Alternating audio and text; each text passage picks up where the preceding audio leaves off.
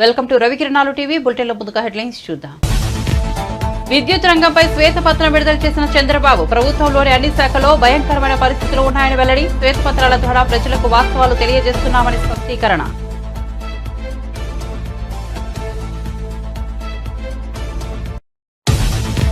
Kalwakurthy lift irrigation పనులను యుద్ధ ప్రాతిపదికన పూర్తి చేయాలని రేవంత్ రెడ్డి సూచన. క్షేత్రస్థాయిలో పరిశీలించి యాక్షన్ ప్లాన్ ను రూపొందించాలన్న రేవంత్ రెడ్డి. గ్రీన్ ఛానల్ ద్వారా నిధుల విడుదలకు సిద్దమని వెల్లడి.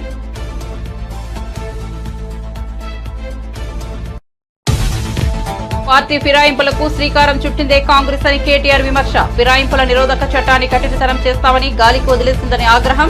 దానం బీఆర్ఎస్ నుంచి ఎమ్మెల్యేగా గెలిచి కాంగ్రెస్ నుంచి ఎంపీగా పోటీ చేశారని వెల్లడి. బల్కంపేట ఎల్లమ్మ కళ్యాణ వేడుకలకు హాజరైన మంత్రి పొన్నం, మేయర్ విజయలక్ష్మి. మంత్రి లేని సమయంలో స్వల్ప తోపులాట, ఏర్పాట్లలో నిర్లక్ష్యంపై ఆగ్రహం. ప్రోటోకాల్ పాటించడం లేదని అలిగి ఆలయం బయటే కూర్చుండిపోయిన మంత్రి. అయితే తాను అలగలేదంటూ తాజాగా వివరణ. కాంగ్రెస్ పార్టీ అమలు చేయలేని ఎన్నో హామీలు ఇచ్చిందని కిషన్ రెడ్డి విమర్శ. కళ్యాణ లక్ష్మి, వృద్ధులకు పెన్షన్ వంటి హామీలను అమలు చేయలేదన్న కేంద్ర మంత్రి. ఆర్ఆర్ ట్యాక్స్ విధించి రాహుల్ గాంధీ పర్యటనలకు ఖర్చు చేస్తున్నారని ఆరోపణ. 10 ఏళ్లలో జరిగిన అభివృద్ధి జస్ట్ ట్రైలర్ అన్న మోదీ. రెండో రోజు రష్యాలో పర్యటిస్తున్న మోదీ. మాస్కోలో భారతీయులతో సమావేశం. దేశం మారుతోందని, ప్రపంచమంతా గర్విస్తోందని వెల్లడి.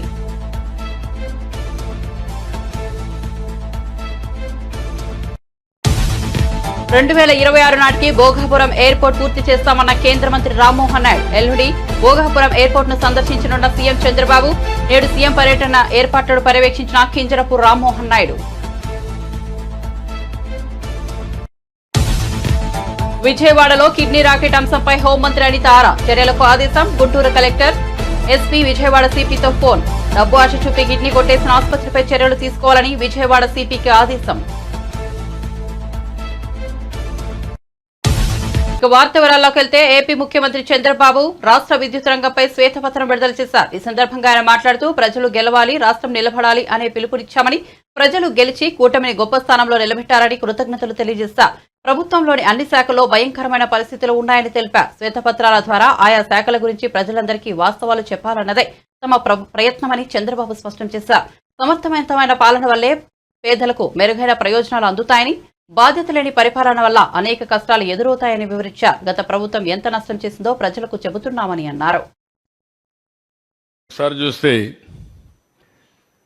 మొత్తం 1,29,503 కోట్ల రూపాయలు. ఇంకొక పక్క 25 ఏళ్ళు అయితే 62,000 కోట్లు. ఇంకొక పక్క ఇన్వెస్టర్స్ కాన్ఫిడెన్స్ మొత్తం పోయింది. ఇప్పుడు ఏం చేయాలి? మొత్తం లేనిపోని అగ్రిమెంట్లు చేసి కూర్చున్నారు.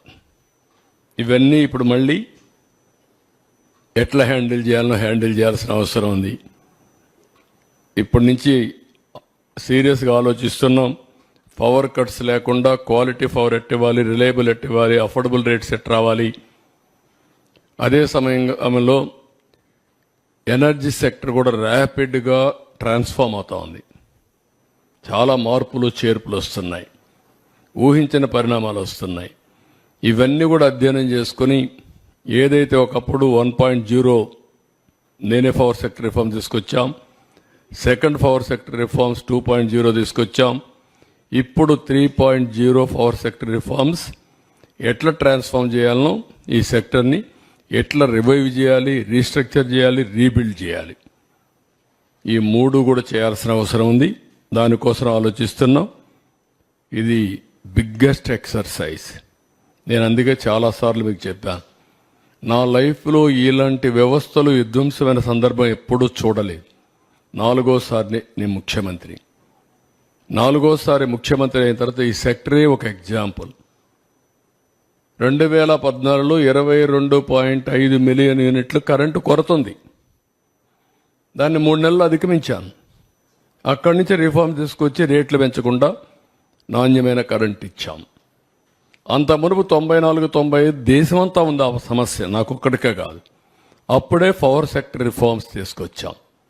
2004 కంతా పవర్ సర్ప్లస్ అచీవ్ చేశాం.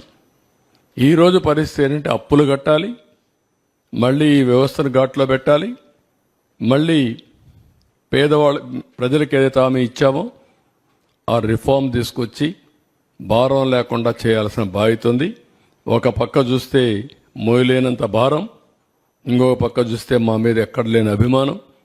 ఈ రెండు ఏ విధంగా ఆలోచించడమే కాకుండా ఏ విధంగా రివ్యూ చేయాలనో ప్రజలందరి సజెషన్స్ తీసుకుంటాం, ఆలోచనలు తీసుకుంటాం.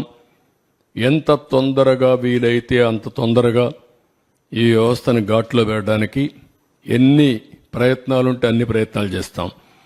Very tight rope. ఒక పక్క ఇన్వెస్టర్స్ అన్నీ నేను క్యాన్సిల్ చేస్తే వాళ్ళు కోర్టు పోయి మళ్ళా తీసుకొస్తే ఇప్పుడు నేను కరెంటు వాడకుండా మళ్ళా వాళ్లకు నేను ఫిక్స్డ్ ఛార్జెస్ పే చేయాల్సి వస్తుంది. అవి ఏమున్నాయి, అగ్రిమెంట్ సెట్ చేశారు. ఇవన్నీ కూడా ఎగ్జామిన్ చేసి ఇంకా డెప్త్కు పోవాల్సిన అవసరం ఉంది.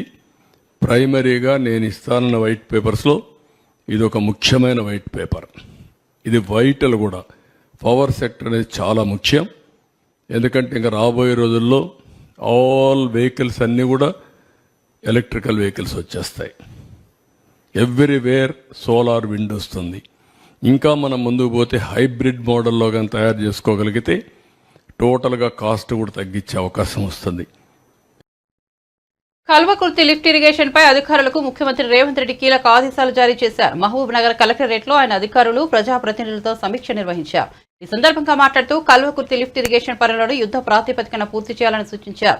క్షేత్రస్థాయిలో పరిశీలించి యాక్షన్ ప్లాన్ రూపొందించాలన్నారు. గ్రీన్ ఛానల్ ద్వారా నిధుల విడుదలకు ప్రభుత్వం సిద్ధంగా ఉందని తెలిపారు. ప్రతి నెలా ప్రాజెక్టు పనుల్లో పురోగతిపై సమీక్ష నిర్వహించాలన్నారు. విజయవాడలోని ఓ ప్రైవేట్ ఆసుపత్రిలో కిడ్నీ రాకెట్ అంశంపై హోంమంత్రి అనిత ఆగ్రహం వ్యక్తం చేశారు. ఆ విషయంపై ఆరా తీసిన మంత్రి గుంటూరు కలెక్టర్, ఎస్పీ, విజయవాడ సిపితో ఫోన్లో మాట్లాడారు. డబ్బు ఆశ చూపి కిడ్నీ కొట్టేసిన ఆసుపత్రిపై చర్యలు తీసుకోవాలని విజయవాడ సిపిని ఆదేశించారు. ఇలాంటి ఘటనలపై నిఘా పెట్టాలని, పునరావృతం కాకుండా చూడాలని కోరారు. బాధితుడు గార్లపాటి మధుబాబు ఫిర్యాదుపై హోంమంత్రి ఆదేశాలతో పోలీసులు విచారణ చేపట్టారు. తెలంగాణ ముఖ్యమంత్రి రేవంత్ రెడ్డి బీఆర్ఎస్ ఎమ్మెల్యేల ఇళ్లకు వెళ్లి మరీ కాంగ్రెస్ కండువాలు కప్పుతున్నారని బీఆర్ఎస్ వర్కింగ్ ప్రెసిడెంట్ కేటీఆర్ విమర్శించారు. పార్టీ ఫిరాయింపులపై మాజీ మంత్రి హరీష్ రావు, ఎంపీలు సురేష్ రెడ్డి, దీవకొండ దామోదర్ రావు, వద్దిరాజు రవిచంద్రతో కలిసి కేటీఆర్ ఢిల్లీలో మీడియాతో మాట్లాడారు. పార్టీ ఫిరాయింపులకు శ్రీకారం చుట్టిందే కాంగ్రెస్ అన్నారు. ఫిరాయింపుల నిరోధక చట్టం మరింత కఠినతరం చేస్తామన్న కాంగ్రెస్ దానిని గాలికి వదిలేసి ద్వంద్వ ప్రమాణాలు పాటిస్తోందని విమర్శించారు. సుప్రీంకోర్టు 3 జడ్జ్ బెంచ్ చెప్పింది, 5 జడ్జిల బెంచ్ కూడా చెప్పింది. ఇవాళ మేము అనేది ఏంటంటే ఆయారాం గయారాం నుండి పోచారం దాకా వచ్చింది కథ. మరి ఇంకా తెలంగాణ ప్రజలు తేల్చాలి ఇప్పుడు. ఎందుకంటే మీరు చేయలేదా అని అడిగారు కృష్ణారావు గారు. నేనేం చెప్పాను ఆయనకి, విలీనానికి పార్టీ ఫిరాయింపుకి తేడా మనం తెలుసుకోవాలి. విలీనం అంటే 3/2 మంది కనుక ఒప్పుకుంటే అది విలీనం, అది చట్టబద్ధం, దానిలో ఎవరైనా చేయలేరు. కానీ నేను అనేది ఏంటంటే ఇప్పుడు ఇక్కడ జరుగుతున్నది ఏంటి, 38 మంది ఎమ్మెల్యేలు, 7 ఎమ్మెల్యేలు ఎవరి పార్టీకి వారు ఎప్పటికప్పుడు మారారు. అందులో ఒక ఆయన మా పార్టీ టికెట్ మీద ఎమ్మెల్యేగా గెలిచి ఇవాళ ఎంపీగా పోటీ చేశారు కాంగ్రెస్ టికెట్ నుంచి. కాబట్టి ఇంతకంటే ఓపెన్ అండ్ షట్ కేసు ఏమి ఉండదు. తెలంగాణ ముఖ్యమంత్రి గారి మనసులో ఏమున్నా, రాహుల్ గాంధీ గారు ఎన్ని ఆశీర్వాదాలు ఇచ్చినా వాస్తవం ఏంటంటే ఇది చట్టసమ్మతం కాదు, చట్టబద్ధం కాదు, రాజ్యాంగబద్ధం అంతకంటే కాదు. కాబట్టి మేము ఢిల్లీలోనే కొట్లాడతాం. ఏ రాహుల్ గాంధీ గారు అయితే రాజ్యాంగాన్ని పట్టుకుని పోజులు కొడతారో ఆయన కూడా రాజ్యాంగం కాపీ పంపిస్తాం. పంపించి ఆయన కూడా చెప్తాం చదువుకోండి బాబు అప్పుడప్పుడు. నేను అనట్లేదు రాజ్యాంగబద్ధం కాకపోతే తెలుసుకోండి. 10th షెడ్యూల్ చదవండి. 10th షెడ్యూల్ చదవండి.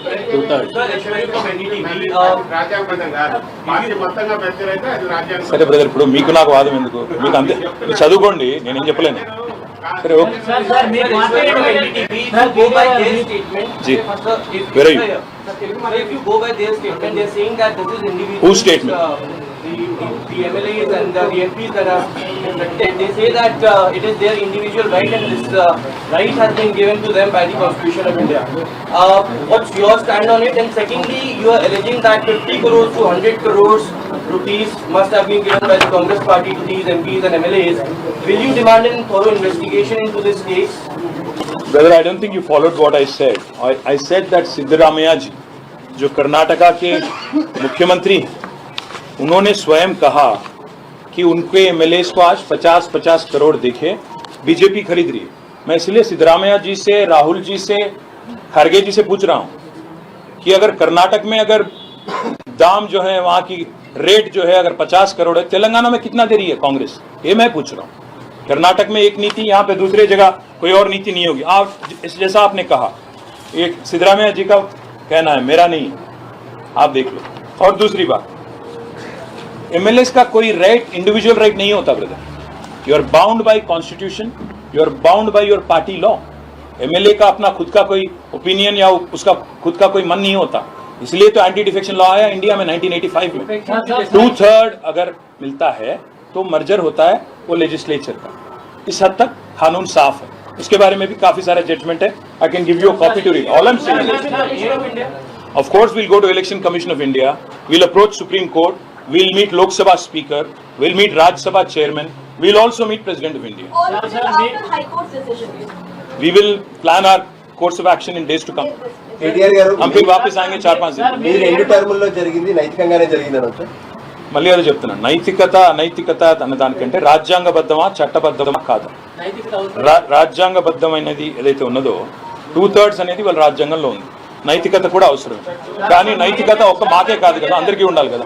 రేవంత్ రెడ్డి గారు రాళ్లతో కొట్టి చంపమన్నారు కదా ఎవరైనా పార్టీ ఎమ్మెల్యేలు మారితే, మరి వాళ్ళ గురించి మేము అదే అడుగుతున్నాం, ఏ రాళ్లతో కొట్టి చెప్పాలని అడుగుతున్నాం. Thank you. బల్కంపేట ఎల్లమ్మ కళ్యాణ మహోత్సవంలో తాను అలకబూనలేదని మంత్రి పొన్నం ప్రభాకర్ స్పష్టం చేశారు. ఆలయానికి వచ్చిన మంత్రికి స్వాగతం పలికే సమయంలో తోపులాట జరిగింది. అదే సమయంలో మంత్రితో పాటు మేయర్ విజయలక్ష్మి సైతం ఉన్నారు. తోపులాటలో మేయర్ కింద పడిపోయే పరిస్థితి నెలకొందని, మహిళలకు సైతం ఇబ్బంది కలిగిందని మంత్రి తెలిపారు. పోలీసు అధికారులు దురుసుగా ప్రవర్తించారని, ఓ గర్భిణీ జర్నలిస్ట్ ఫిర్యాదు చేసిందని, అందుకే అధికారులతో సమీక్షించడానికి, పరిస్థితిని చక్కదిద్దడానికి బయట కూర్చున్నామని మంత్రి పొన్నం వివరించారు. ఇలాంటి ఘటనలు పునరావృతం కాకుండా చర్యలు తీసుకుంటామన్నారు. ఎల్లవ్వతల్లి భక్తుల్ని గౌడును కౌడున్య గోత్రము అమ్మవారి కళ్యాణం చాలా ఘనంగా జరగాలని మా గౌరవ ముఖ్యమంత్రి గారి నాయకత్వంలో అన్ని ఏర్పాట్లు చేసినాం.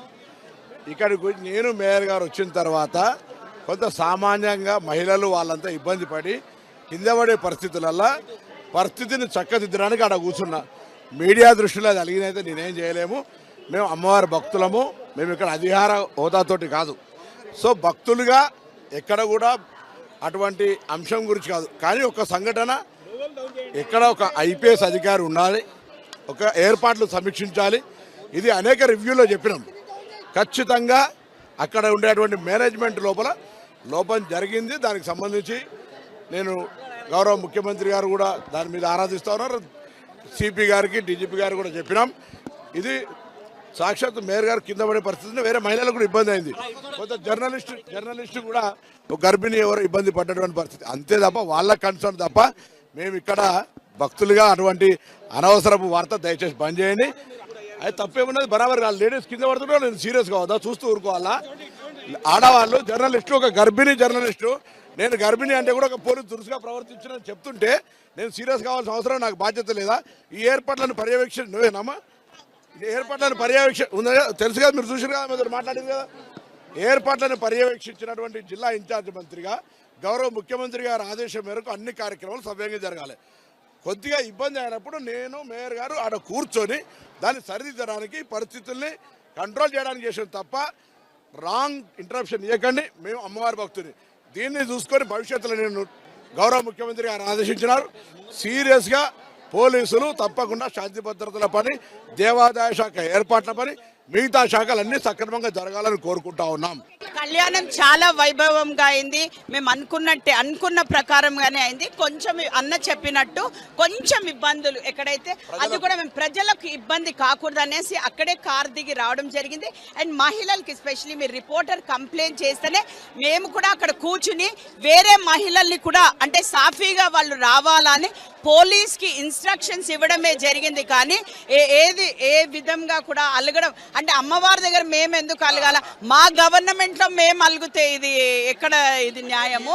అందుకే మేమేమి అంటే ఇబ్బంది కాదు, ఒక్కసారి తోసులాట అది అయింది. అదే ఇప్పుడు మినిస్టర్ గారు చెప్పినట్టు ఒక ఐపీఎస్ ఆఫీసర్ అక్కడ ఉండే, ఎందుకంటే మేము పదే కూడా మేము మీకు తెలుసు సమీక్ష సమావేశాలు నిర్వహిస్తూనే వచ్చాము. వచ్చినప్పుడు ఒక మినిస్టర్ గారు వచ్చినప్పుడు అందరు భక్తులకి ఏ ఇబ్బంది కలగకుండా మేము ఆదేశాలు ఇవ్వడం జరిగింది. జరిగినాక కూడా ఇట్లా సంఘటన అవ్వగానే మాకు కొంచెం బాధాకరం అనిపించి భవిష్యత్తులో జరగకుండా చూస్తాం. ఇలా జరిగిన సంఘటన దురదృష్టకరం. దానికి మేము ఎవరు అలగడం కాదు, బాధ్యులంగా సమీక్ష చేయడానికి అక్కడ ఉన్నాం. మహిళలకు ఇబ్బంది కలిగింది, వారు అధికారంలోకి వచ్చాక మహిళలకు ప్రతి నెల 2,500 ఇస్తామని కాంగ్రెస్ చెప్పిందని ఈ లెక్కన రేవంత్ రెడ్డి ప్రభుత్వం ప్రతి మహిళకు 20,000 బాకీ పడ్డారని కేంద్ర మంత్రి కిషన్ రెడ్డి అన్నారు. హైదరాబాద్ లోని ధర్నా చౌక్ వద్ద బీజేపీ మహిళా మోర్చా ఆధ్వర్యంలో నిర్వహించిన ధర్నాలో ఆయన పాల్గొన్నారు. ఈ సందర్భంగా మాట్లాడుతూ కాంగ్రెస్ పార్టీ అమలు చేయలేని ఎన్నో హామీలు ఇచ్చిందని విమర్శించారు. వృద్ధులకు 4,000 పెన్షన్ ఎప్పటి నుంచి ఇస్తారో చెప్పాలని నిలదీశారు. ఏ ఊరికెళ్తే ఆ ఊరికి రేవంత్ రెడ్డి గారు అక్కడ ఉన్నటువంటి దేవుళ్ళ మీద ఒట్లు పెట్టి కాలం గడిపేటువంటి ప్రయత్నం చేస్తున్నాడే తప్ప ఇచ్చిన ఏ ఒక్క హామీ కూడా అమలు చేసేటువంటి పరిస్థితుల్లో ఈరోజు మరి ఇక్కడ ఉన్నటువంటి కాంగ్రెస్ పార్టీ ప్రభుత్వం పనిచేయడం లేదు. అనేక రకాలుగా మరి ఆ రోజు చూశాం మనము. ఎవరు కనిపిస్తే వాళ్ళకి హామీ ఇచ్చాడు. రైతులైతే మీరు బ్యాంకులో మీరు రుణాలు తీసుకుంటే ఎవరు కట్టొద్దు, డిసెంబర్ 9 తర్వాత సోనియమ్మ రాజ్యం వస్తుంది, మీ అప్పులన్నీ కూడా మేం కడతాను, ఒకవేళ మీరు ఇప్పటికే అప్పులు కట్టేసి ఉంటే డిసెంబర్ 9 లోపల కొత్తగా అప్పులు తీసుకోండి, డిసెంబర్ 9 నాడు మేము వస్తాము, ఆ అప్పులన్నీ కూడా కొత్తగా తీసుకున్న అప్పులను కూడా మేమే బ్యాంకులో కడతామని చెప్పి పెద్ద పెద్ద పొంకణాలు మాట్లాడాడు. పెద్ద పెద్ద మాటలు ఎగిరెగిరి మాట్లాడేటోడు ఈరోజు ఎక్కడ పోయింది అడుగుతా ఉన్నాను. రేవంత్ రెడ్డి గారు మీరు అనేక రకాలుగా ఒక దిక్కు మీ దగ్గర సోనియా గాంధీని ఒక పక్కన, రాహుల్ గాంధీని ఒక పక్కన పెట్టుకొని తెలంగాణ ప్రజలకు మాట ఇచ్చారు కదా. ఈరోజు ఇచ్చినటువంటి మాటలు ఎక్కడ పోయినాయో ఈరోజు రాహుల్ గాంధీ కానీ రేవంత్ రెడ్డి కానీ చెప్పాలి. గతంలో టిఆర్ఎస్ పార్టీ అధికారంలో ఉన్నప్పుడు మరి వారు కూడా అనేక రకాల హామీలు ఇవ్వడం జరిగింది. వారు ఇంకా గ్రేటు. 5 సంవత్సరాల పాటు టిఆర్ఎస్ ప్రభుత్వంలో ఒక్క మహిళా మంత్రి లేకుండా ప్రభుత్వాన్ని నడిపినటువంటి మహాగణుడు కేసీఆర్ గారు. ప్రపంచంలో ఏ రాష్ట్రంలో ఏ దేశంలో కూడా మహిళా మంత్రి లేనటువంటి ప్రభుత్వము ఎవరు నడపలేదు. బంగారు తెలంగాణలో మన కేసీఆర్ గారికి మాత్రమే ఆ గొప్ప ఖ్యాతి దక్కింది మహిళా మంత్రి లేకుండా. 50% మహిళా జనాభా ఉన్నటువంటి ఈ రాష్ట్రంలో కనీసం మహిళా మంత్రి లేకుండా నడిపినటువంటి మహానుభావుడు కేసీఆర్ గారు. మరి మీరు వచ్చి కాంగ్రెస్ పార్టీ రోజు చెప్పింది అనేక రకాలుగా మహిళల కోసం అనేక రకాల హామీ ఇచ్చారు. ప్రతి మహిళకు 2,500 రూపాయలు ప్రతి నెలకి ఇస్తానని చెప్పాడు. మరి ఈరోజు 7 నెలలైంది. ఇప్పటికి 20,000 రూపాయలు రేవంత్ రెడ్డి గారు ప్రతి మహిళకు బాకీ పడ్డాడు. నెలకు 5,000 తీసుకున్నా, 2,500 తీసుకున్నా ఇప్పటి వరకు 20,000 రూపాయలు అవుతుంది. కానీ ఇంతవరకు కూడా ఈరోజు అధికారంలోకి వచ్చి 7 నెలలు పూర్తి కావస్తున్నా. కేంద్ర పౌర విమాన శాఖ మంత్రి కింజరాపు రామ్మోహన్ నాయుడు విజయనగరం జిల్లాలోని భోగాపురం ఎయిర్పోర్ట్ ప్రాంతాన్ని పరిశీలించారు. ఎల్లుండి సీఎం చంద్రబాబు భోగాపురం విమానాశ్రయ పనుల పరిశీలనకు వస్తున్నారని తెలిపారు. సీఎం పర్యటనకు సంబంధించిన ఏర్పాట్లను కూడా రామ్మోహన్ నాయుడు పర్యవేక్షించారు. ఈ సందర్భంగా ఆయన మీడియాతో మాట్లాడుతూ ఉత్తరాంధ్ర ప్రాంతానికి భోగాపురం ఎయిర్పోర్ట్ గుండెకాయ వంటిదని అభివర్ణించారు. నిర్ణీత సమయంలోనే భోగాపురం విమానాశ్రయం పూర్తి చేస్తామని చెప్పారు. 2026 నాటికి భోగాపురం ఎయిర్పోర్ట్ పనులు పూర్తవుతాయని వివరించారు. భోగాపురం ఎయిర్పోర్ట్ పై ఏపీ ముఖ్యమంత్రి చంద్రబాబు, డిప్యూటీ సీఎం పవన్ కళ్యాణ్ ప్రత్యేకంగా దృష్టి సారించారని రామ్మోహన్ నాయుడు తెలిపారు. విమానాశ్రయ పనులపై సీఎం చంద్రబాబు సూచనలు కూడా తీసుకుంటామని అన్నారు. కేంద్రం నుంచి ఎలాంటి అనుమతులు కావాలన్నా వెంటనే వచ్చేలా చేస్తామని హామీ ఇచ్చారు. హైలైట్ చేశారు. అప్పుడు ప్రజల తరపున కూడా ఫైట్ చేశారు. సో అదొక అడ్వాంటేజ్. సమస్య తెలిసిన వాళ్ళు ఈ రోజు మన పక్కన ఉన్నారు కాబట్టి ఖచ్చితంగా ప్రజలకు న్యాయం చేస్తారు. ఇప్పుడు ఆల్మోస్ట్ ఒక 25% వరకు అయిందండి. 25% వరకు స్పీడప్ చేస్తాం. మీకు ఎవ్రీ మంత్ నేను అప్డేట్ ఇస్తాను. గతంలో 0.5%, 2%, 1% కాదు. ఎవ్రీ మంత్ చాలా పద్ధతిగా ఎంతవరకు జరిగింది, ఎంతవరకు మనం తీసుకెళ్తున్నాం అనేది ప్రజలకి కూడా తెలియజేసి ఒక ట్రాన్స్పరెంట్ పద్ధతిలో ఇక్కడ ఎయిర్పోర్ట్ తాలూకా కన్స్ట్రక్షన్ యాక్టివిటీ అంతా కూడా ప్రజలకు తెలియజేస్తారు. రాష్ట్రంలో ఏవియేషన్ పరిస్థితి ఎలా ఉంది? కొత్తగా ఎయిర్లైన్స్ ఏమైనా స్టార్ట్ చేయడం కోసం ఏమైనా ప్రపోజల్స్? రాష్ట్రంలో ముఖ్యంగా ఈ రోజు నేను కూడా ఒక ఎయిర్లైన్ ప్రారంభించాలి, మీకు ఆల్రెడీ వినతిపత్రం కూడా ఇవ్వడం జరిగింది. రాష్ట్రంలో ఎయిర్ ట్రావెల్ మీద చాలా ఎక్కువ డిమాండ్ పెరిగిందండి. అది కూడా ఎందుకనంటే గత 10 సంవత్సరాలుగా ప్రధాని మోదీ గారు అయిన తర్వాత ఎయిర్పోర్ట్స్ మీద ప్రత్యేక దృష్టి పెట్టి 2014లో 70 ఎయిర్పోర్ట్లు మన దేశంలో ఉంటే 157 ఎయిర్పోర్ట్లకి ఈరోజు మనం చేరుకున్నాం. ఇంకో 30 ఎయిర్పోర్ట్లు అండర్ కన్స్ట్రక్షన్లో ఈరోజు ఉన్నాయి. అంటే ప్రతి రిమోట్ ఏరియాల్లో కూడా సుమారు 200-300 కిలోమీటర్లకి భారతదేశంలో ఒక ఎయిర్పోర్ట్ ఎస్టాబ్లిష్ చేసే పద్ధతిలో కేంద్ర ప్రభుత్వం ఈరోజు అడుగులు ముందుకేస్తుంది. కానీ ప్రాబ్లం ఎక్కడొస్తుందనంటే మనకి కావాల్సినంత డిమాండ్ ఉన్నటువంటి ఎయిర్ క్రాఫ్ట్స్ ఈరోజు దేశంలో లేవు. అక్కడక్కడ కొన్ని ఎయిర్ క్రాఫ్ట్స్ ఇంజిన్ ప్రాబ్లం వల్ల సుమారు 110 ఎయిర్ప్లేన్స్ ఈరోజు ఆగిపోయి ఉన్నాయి. సో అవన్నీ కూడా మళ్ళీ మనం తీసుకొని రావాలి. అలాగే ఇప్పుడు సోదరులు చెప్పినట్టు ఇంకా ఎడిషనల్గా కానీ ఎయిర్ క్రాఫ్ట్స్ మనం తీసుకొని రాగలిగితే మన దేశంలో ఎయిర్ ట్రావెల్ని మరింత ఇంప్రూవ్ చేయొచ్చు. ఇప్పుడు ప్రధానంగా గతంలో మీరు చూసేవారు, నేను కూడా ఎంపీగా 10 సంవత్సరాలు పనిచేశాను. నేను ఎంపీగా ఉన్నంత కాలం కూడా నేను రైల్వే మినిస్టర్ దగ్గరికి వెళ్ళి నేను ప్రయత్నం చేసేవాడిని, ఏంటి మా శ్రీకాకుళం నుంచి ఇంకో ట్రైన్ స్టార్ట్ చేయండి, లేకపోతే స్టాపేజెస్ ఇవ్వండి, ఈ ట్రైన్ కానీ ఆ ట్రైన్ కానీ. ఇప్పుడు నేను మంత్రి అయిన తర్వాత చూస్తున్నాను, మాకు స్పీకర్ దగ్గర నుంచి ఓం బిర్లా గారి దగ్గర నుంచి 545 మంది ఎంపీలు ఎవరైతే ఉన్నారో అందరూ కూడా అపాయింట్మెంట్లు తీసుకొని వస్తున్నారు. మాకు ఎయిర్పోర్ట్ కావాలండి, లేకపోతే మాకు కొత్త ఫ్లైట్ కావాలండి, మాకు ఢిల్లీకి కానీ వారణాసికి కానీ లేకపోతే చెన్నైకి కానీ ఇలా కనెక్టివిటీ కావాలి. అంటే ఒక రైల్వేస్ దగ్గర నుంచి ప్రధాన ట్రావెల్ మోడ్ నుంచి ఈరోజు ఎయిర్వేస్కి ఏ రకంగా మూవ్ అయ్యామనేది ఒక ఇండికేషన్. అది అందరికీ కూడా అలవాటు అయిపోయింది. ఇప్పుడు ఎయిర్ ట్రావెల్ కూడా అందరూ కూడా చాలా ఈజీగా కన్సిడర్ చేస్తున్నారు. ఫ్లైట్ టికెట్స్ ఫోన్లోనే తీసుకొని ఇమీడియట్గా ట్రావెల్ చేయగలుగుతున్నారు. కాబట్టి నా వంతుగా నేను చేసే ప్రయత్నం ఏంటంటే అడిషనల్గా ఎయిర్ క్రాఫ్ట్స్ కానీ ఎయిర్లైన్స్ వాళ్ళని మన దేశానికి మన కంట్రీలో కూడా డెవలప్ చేసుకొని ఎక్కడైతే కనెక్టివిటీ ఎక్కువ కావాలని డిమాండ్స్ ఉన్నాయో వాటి మీద ప్రత్యేక దృష్టి పెట్టాలని నేను కూడా ఆలోచిస్తున్నాను. లాస్ట్ చేద్దాం. అశోకేశ్వరరావు స్థాపించేటప్పుడు ఎంఆర్ పద్ధతి ద్వారా ఇక్కడ ఉత్తరాంధ్రలో ఉన్న నిరుద్యోగులకి ఉద్యోగం కల్పించడం ఉద్దేశంతో ఎంఆర్ ప్రాజెక్ట్ పెట్టారు. అంటే ఇక్కడే మెయింటెనెన్స్ కానీ మిగతావన్నీ అవి కాదు ప్రభుత్వం ఆపింది. మళ్ళీ దాన్ని మీరు అది ఎన్షూర్ చేస్తామండి. ఇప్పుడు మా ఐడియా అంతా కూడా దీని తాలూకా ఎక్సెసివ్ బెనిఫిట్ మన ఉత్తరాంధ్ర ప్రజలకే రావాలని, ఎక్కడైనా అన్యాయం జరుగుతుందంటే నేనే ఫస్ట్ నిల్చుంటాను, మన వాళ్ళకి బెనిఫిట్ జరిగే విధంగా నేను చేస్తాను. అది ఉద్యోగాల్లో కానీ లేకపోతే ఇంకా అడిషనల్గా ఏదున్నా సరే ఖచ్చితంగా ఆ ప్రాసెస్ని ఆ మైండ్ సెట్తోనే మేము ముందుకెళ్తాం. అలాగే ఇంకో ఇంపార్టెంట్ పాయింట్ మనం మర్చిపోయింది ఏంటంటే కార్గో ఫెసిలిటీ కూడా సుమారు 50,000 మెట్రిక్ టన్నులకి సరిపడేటటువంటి కార్గో ఫెసిలిటీ మనం ఫేజ్ 1లో ఈ ఎయిర్పోర్ట్తో ఎప్పుడైతే 10 ఏళ్లలో జరిగిన అభివృద్ధి జస్ట్ ట్రైలర్ మాత్రమే అన్నారు ప్రధాని మోదీ. 2వ రోజు రష్యాలో పర్యటిస్తున్న మోదీ మాస్కోలో భారతీయులను ఉద్దేశించి మాట్లాడారు.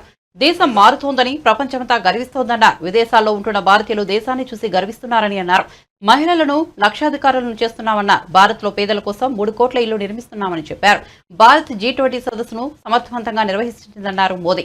కోవిడ్ సంక్షోభాన్ని సమర్థవంతంగా ఎదుర్కొన్నామని చెప్పారు. భారత్ను ప్రపంచంలోనే బలమైన ఆర్థిక వ్యవస్థగా మార్చామన్నారు. ప్రపంచంలోనే అతిపెద్ద హెల్త్ ఇన్సూరెన్స్ స్కీమ్ ను అమలు చేస్తున్నామని తెలిపారు.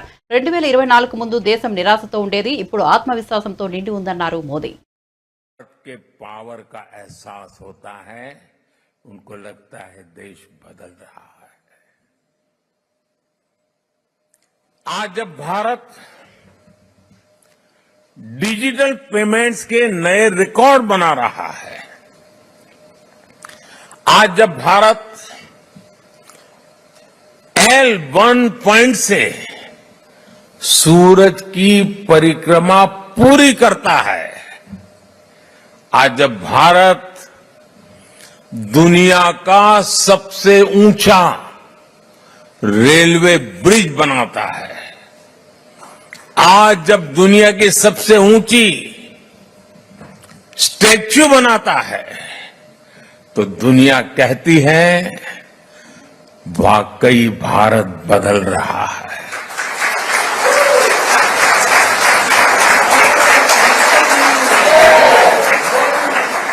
और भारत कैसे बदल रहा है?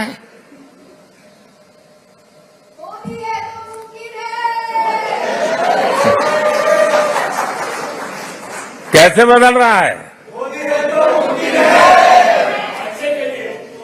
भारत बदल रहा है क्योंकि भारत अपने 140 करोड़ नागरिकों के सामर्थ्य पर भरोसा करता है।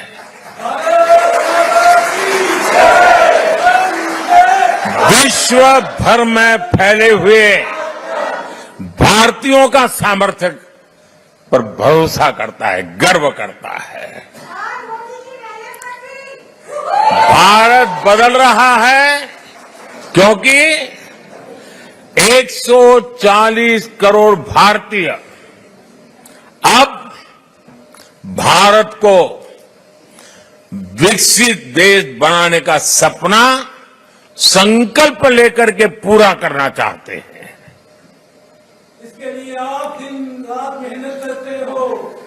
हिंदुस्तान पूरा मेहनत कर रहा है, हर किसान कर रहा है, हर नौजवान कर रहा है, हर गरीब कर रहा है।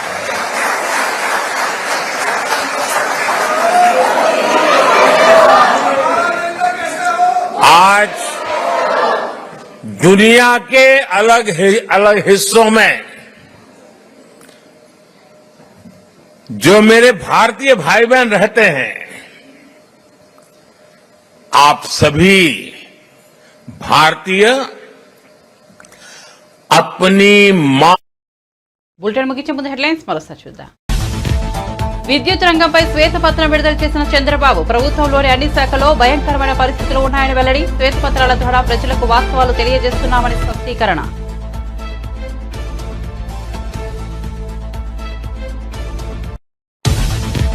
కల్వకుర్తి లిఫ్ట్ ఇరిగేషన్ పనులను యుద్ధ ప్రాతిపదికన పూర్తి చేయాలని రేవంత్ రెడ్డి సూచన. క్షేత్రస్థాయిలో పరిశీలించి యాక్షన్ ప్లాన్ ను రూపొందించాలన్న రేవంత్ రెడ్డి. గ్రీన్ ఛానల్ ద్వారా నిధుల విడుదలకు సిద్దమని వెల్లడి.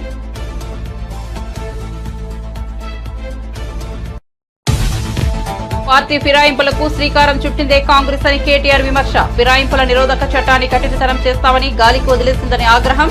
దానం బీఆర్ఎస్ నుంచి ఎమ్మెల్యేగా గెలిచి కాంగ్రెస్ నుంచి ఎంపీగా పోటీ చేశారని వెల్లడి. బల్కంపేట ఎల్లమ్మ కళ్యాణ వేడుకలకు హాజరైన మంత్రి పొన్నం, మేయర్ విజయలక్ష్మి. మంత్రి లేని సమయంలో స్వల్ప తోపులాట, ఏర్పాట్లలో నిర్లక్ష్యంపై ఆగ్రహం. ప్రోటోకాల్ పాటించడం లేదని అలిగి ఆలయం బయటే కూర్చుండిపోయిన మంత్రి. అయితే తాను అలగలేదంటూ తాజాగా వివరణ. కాంగ్రెస్ పార్టీ అమలు చేయలేని ఎన్నో హామీలు ఇచ్చిందని కిషన్ రెడ్డి విమర్శ. కళ్యాణ లక్ష్మి, వృద్ధులకు పెన్షన్ వంటి హామీలను అమలు చేయలేదన్న కేంద్ర మంత్రి. ఆర్ఆర్ ట్యాక్స్ విధించి రాహుల్ గాంధీ పర్యటనలకు ఖర్చు చేస్తున్నారని ఆరోపణ. 10 ఏళ్లలో జరిగిన అభివృద్ధి జస్ట్ ట్రైలర్ అన్న మోదీ. రెండో రోజు రష్యాలో పర్యటిస్తున్న మోదీ. మాస్కోలో భారతీయులతో సమావేశం. దేశం మారుతోందని, ప్రపంచమంతా గర్విస్తోందని వెల్లడి.